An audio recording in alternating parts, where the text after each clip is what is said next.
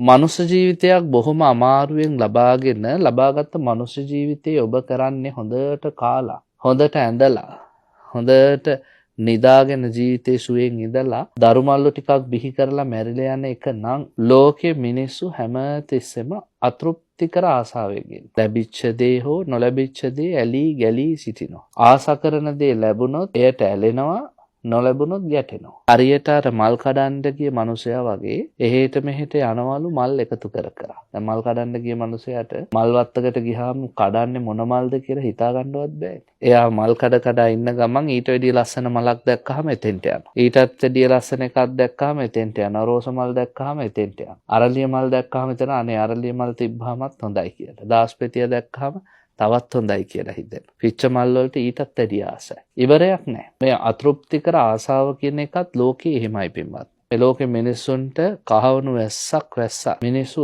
කහවණු වැස්සක් වහිද්දිත් කියනවලු තව වහින්න කියලා. ඒ වහින්නේ කහවණුනේ. ඒ තරම් මිනිස්සුන්ගේ සිත තෘෂ්ණාවටම ඇලිලා ගැරිලා තියෙන. එනිසා බුදුවරු දේශනා කරනවා අර මල්ලු යනක මල් එකතු කරන්න ගිය මිනිසයා මල් දකිද්දී එහෙට මෙහෙට දුවලා රස්තියාදු වෙනවා වගේම හිත පාලනය කරගන්න බැරි මිනිස්සු කාමයන් හමුවේ එහෙට මෙහෙට හිත විසිරෝලා තමන්ගේ ජීවිතය අවසන් කරගන්නවාය කියලා. දැන් හැමතිස්සෙම අපි කල්පනා කරන්න ඕනේ ජීවිතය යනු නොතිත් ආසාවන් හඹා යාමද. මෙහි කෙලවර කුමක්ද? ඉවරක් කරන්න පුළුවන්ද කියලායි බලන්න ඕනේ. දැන් මිනිස්සු ගොඩ ගහනවා.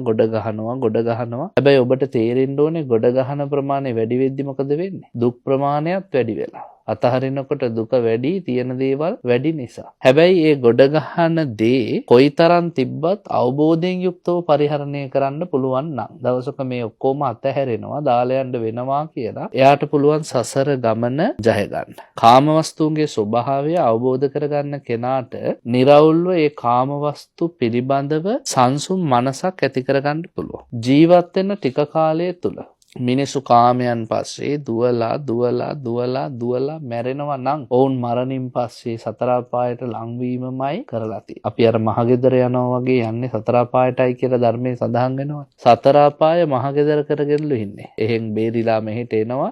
හැබැයි ඉඩ ලැබුණු හැම වෙලාවෙම ආයි බලන්නේ එහෙටම යන්නලු. ඒ නිසා අපි ජීවිතේ යමක් අලුතින් සිටිය යුතු කාලය ඇවිල්ලා.